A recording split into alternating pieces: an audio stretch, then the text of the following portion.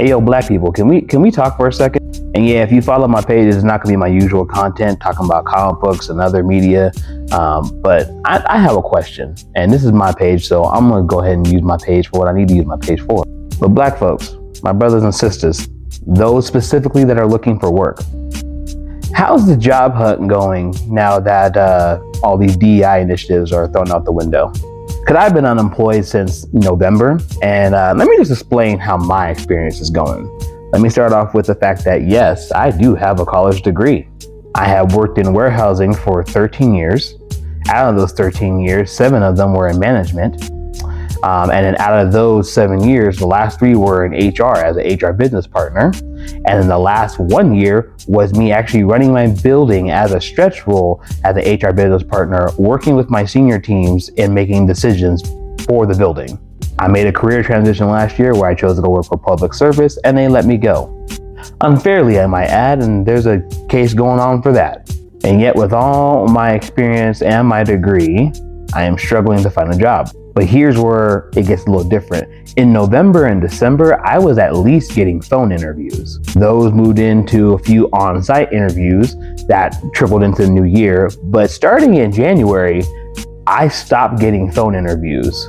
And then for the companies that I did move into on-site interviews, I got all the way up to the last round.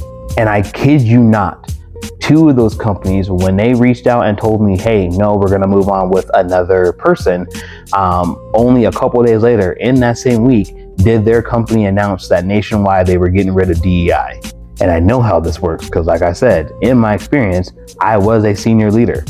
And you get those messages between a week to sometimes a month before you're allowed to announce them, because HR then has to sit down with you and make sure that there's going to be no blowback on these type of announcements. So as I've been sitting here, I'm wondering, is anyone else struggling? And then the other thing I want to add is we have, as a community, been focusing on the power of the black dollar. But what about our labor?